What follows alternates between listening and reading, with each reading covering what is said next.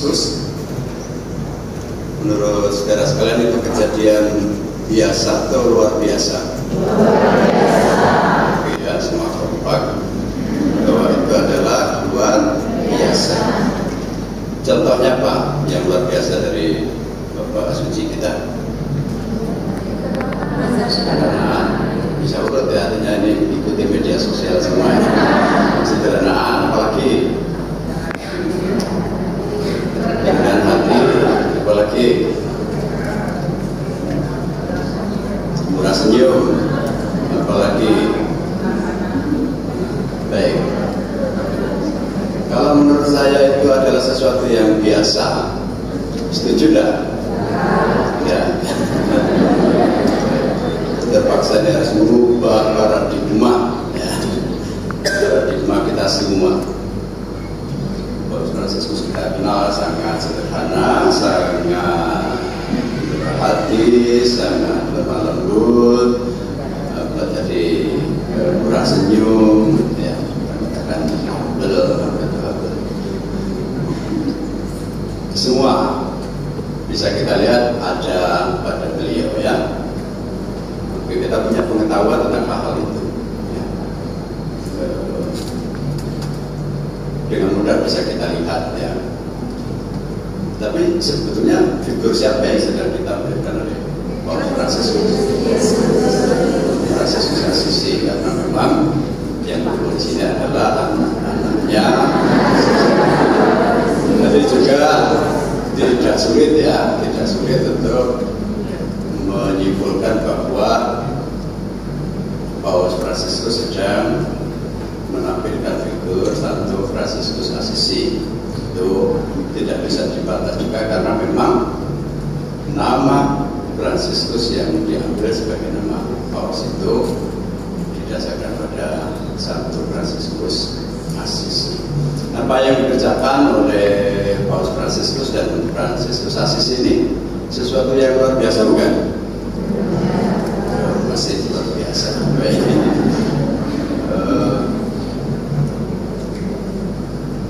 Saya tidak berani menjelaskan Fransiskus Asisi banyak yang tak kenal, nanti malah salah. Nah, saya persingkat saja. Siapa yang ditampilkan oleh kedua tokoh kita ini? Saya kita dengan mudah mengatakan bahwa mereka sedang menampilkan figur Kristus. Nah, dalam pengertian kita tentang pribadi Kristus, apa yang dilakukan oleh kedua sosok kita itu luar biasa atau biasa? Luar biasa. Ternyata masih salah. Menurut saya biasa. Kenapa? Kenapa?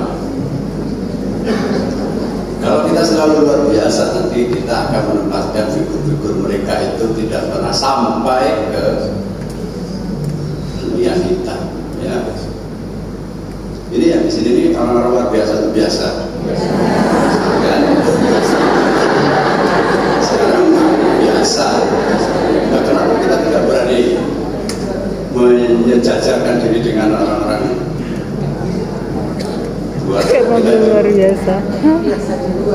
Karena kita biasa aja. tidak mau mengambil resiko jadi pengikut Kristus, ya kan? Kalau orang Katolik saling mengasihi ini luar biasa atau biasa? Biasa. Biasa. Karena kita sedang menjalani perintah Yesus. Kamu akan disebut murid-murid itu kalau kamu saling mengasihi. Ya, kalau yang biasa ini tidak kita laksanakan, memang luar biasa nih bodohnya kita. Ya kan? Biasa. Kan kita sudah tahu kriterianya mengikuti Kristus itu sulit atau suka? Sulit atau gampang mengikuti Yesus? Apa kriterianya tadi?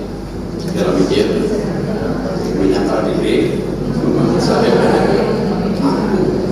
aku ini dalam tanda kutip secara konsisten dan konsekuen. Menyangkal diri itu apa?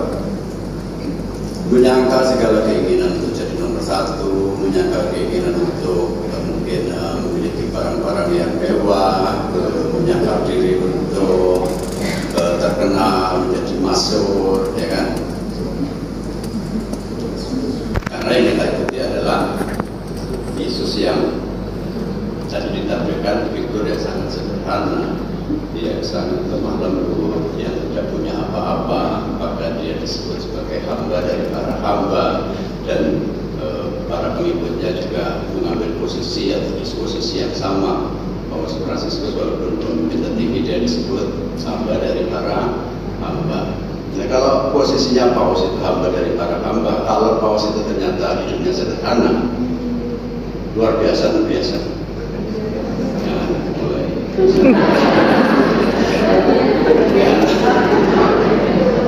Ya biasa, karena kita penjelasannya itu secara lengkap ada dalam diri Tuhan kita Yesus Kristus yang di catatan saya tidak minta jawaban, yang adalah maha tinggi tetapi rela menosokkan kealahannya untuk menjadi manusia dan menjadi hamba dari para hamba.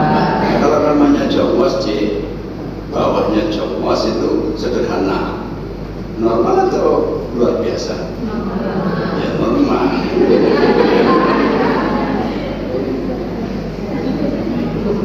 Jadi Paus datang kemarin itu luar biasa atau biasa? Biasa. Ya itu Paus biasa. Kita saja yang baik. Jadi pada saat itu ya, tapi menurut saya normal bahwa kita mengatakan itu luar biasa. Karena apa? Kita tahu dia komplit itu ya, penuh lengkap pengetahuan kita tentang bagaimana mengikuti Kristus. Tapi kita sendiri susah payah untuk mengikutinya. Ternyata ada contoh yang konkret, nyata di depan kita, bagaimana menghidupi syarat-syarat mengikuti Mesias itu. Ya harusnya biasa, memang harus seperti itu, mengikuti Kristus. Ya. Nanti disorot jamnya hanya 200.000. Ya. Kenapa kita lihat itu luar biasa? Karena punya kita mungkin 5 juta. Ya. Padahal kita sedang menampilkan Bapak Fransiskus yang miskin, ya. Nanti juga Yesus yang tidak punya apa-apa. Memanggul salib, apa ini? Ya, rela dan setia untuk menanggung segala penderitaan karena pilihan bebas kita untuk mengikuti Yesus. Memanggul salib kita dan ikut Yesus secara bersuka. Penjelasannya sudah banyak sekali, tapi bisa satu hari dengan materinya sudah banyak tentang hidup kita mengikuti Kristus. Jadi sangat luar biasa, luar biasa.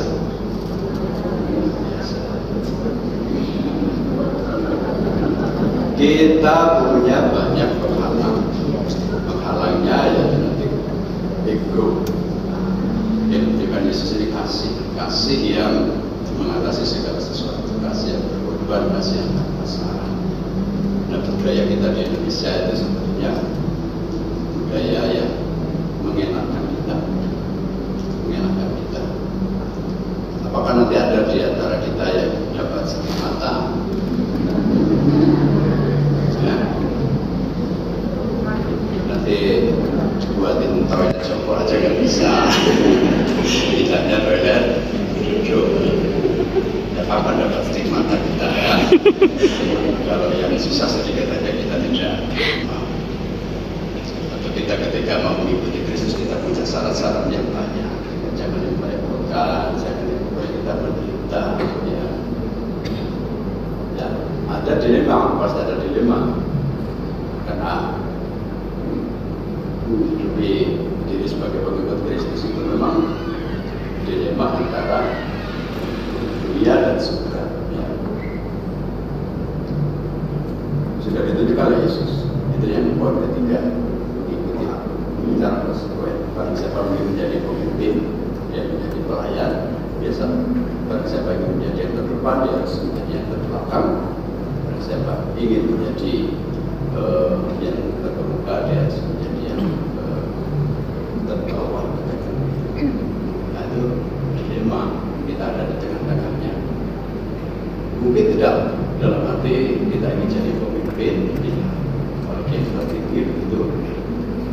Tetapi ketika itu menjadi panggilan dan pilihan Tuhan bagi kita, ya kita tidak menolak resikonya.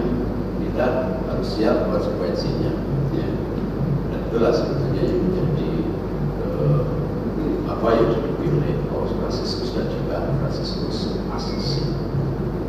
Dan kita tahu bagaimana merebut dunia, merebut hati banyak orang, bahkan kasih yang melapor segala sesuatu. Paus Fransiskus sangat menegaskan yang namanya persaudaraan sejati. Tahu nggak apa itu latar belakangnya persaudaraan sejati? Apa yang menjadi ditolak? Di mana semua orang bersaudara ini. Persaudaraan sejati itu mengatakan bahwa kita semua ini adalah sama-sama manusia, dan karena sama-sama manusia adalah bersaudara. Kita bisa memanggil dan harus memanggil semua orang adalah saudara kita.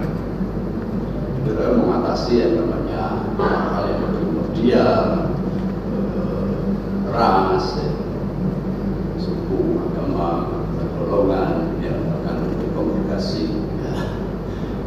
Melampaui hal itu karena semua orang adalah saudara. Nah, apa yang menjadi titik tolak bahwa semua orang adalah saudara? Karena kita sama-sama adalah ciptaan Allah. Berangkat dari sesuatu yang awal sekali itu penciptaan kita semua. Manusia diciptakan sebagai gambar Allah, sebagai ciptaan Allah. Dan tidak mungkin tidak bahwa kita manusia memang saudara. Nah, faktanya memang kita dibeda-bedakan oleh karena agama banyak sekali. Kemudian Fransiskus menegaskan mau mengajak yang meninggalkan itu dalam arti untuk kepentingan yang satu yang sama, itu hanya perdamaian di dunia, keadilan sosial bagi seluruh rakyat di dunia ini. Ya. Kalau tidak sampai ke sana memang tidak akan pernah terjadi. Ini adalah berdamai dengan seluruh alam ciptaan. Si ciptaan yang digambar oleh Santo Fransiskus waktu mau sampai ke sana. Nah, bisa tak kira-kira dengan problematika yang begitu banyak pada saat ini dunia yang berubah secara cepat, pada dunia sedang berlari ke bentuk budaya kita dalam budaya konsumtif, budaya mengurus sesuatu dari alam ini untuk kenikmatan dan keenakan kita. Dan kita semua dipanggil untuk mengambil posisi bisa memperbaiki yang besar gara-gara hal itu. Saya mengatakan tidak gampang, karena kita harus mengajak semua orang sampai pada kesadaran yang sama. Tapi sesuatu tidak akan pernah berhasil kalau kita tidak pernah berani mengambil langkah pertama. Sekarang itu langkah yang sangat kecil. Mari kita belajar dari sabda Tuhan hari ini yang saya kira menegaskan tugas perutusan dan panggilan kita untuk mewujudkan bersama banyak orang yang berkehendak baik tema tentang perdamaian, keadilan sosial dan juga kehidupan ciptaan. Bacaan 1 mengatakan ya pemimpin yang bisa diterima oleh dunia adalah pemimpin yang nanti bisa melayani dunia untuk menciptakan sesuatu yang ditunggu oleh setiap manusia, yaitu perdamaian sejati. Bacaan yang kedua mengingatkan kepada kita bahwa jalan untuk itu kedamaian yang juga diharapkan atau bisa diidentifikasikan sebagai kedamaian dan keadilan yang berasal dari Allah, yaitu ketika kita bisa berbangga pada Sang Kristus. Dan bacaan ini menegaskan 3 syarat bisa mencapai semua itu ketika kita bisa menyapa diri mengambil salib Yesus secara konsisten. Saudara sekalian, ada banyak sarana yang bisa kita pakai untuk merenungkan perjalanan hidup kita. Jadi dalam pengantar di atas dikatakan diajak masuk ke dalam dunia. Dengan hati dan batin tidak selalu kalau kita memikir dan mencari tempat yang tersembunyi sunyi dari keramaian. Maka di dalam keramaian kita bisa membawa hati yang damai, hati yang sunyi untuk melihat pesan apa yang disampaikan oleh Tuhan kepada kita semua. Karena dengan berani secara bebas mengambil pilihan untuk ikut Yesus, maka kita semua dipanggil untuk mewujudkan amanah cinta kasih kepada sesama, dimulai dari cinta kasih kepada saudara-saudari seiman. Yang tadi saya katakan hal yang biasa, hal yang normal, hal yang seharusnya, hal yang harus kita hidupi. Kemudian cinta kasih persaudaraan lintas iman itu juga sudah kita bangun di Indonesia ini, walaupun mungkin ada masih banyak orang yang tidak bisa kita ajar. Lalu juga persaudaraan sejati, di mana kita memandang semua manusia adalah saudara kita, dan pada akhirnya bisa sampai pada persaudaraan dengan seluruh alam ciptaan.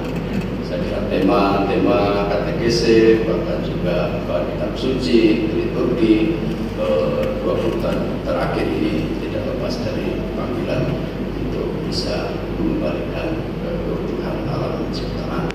Supaya apa? Supaya kita mewarisi kepada generasi penerus kita bahwa ada dunia yang baik yang kita berikan dan kita siapkan bagi mereka. Kemudian pada Bapa dan Putra dan Roh Kudus.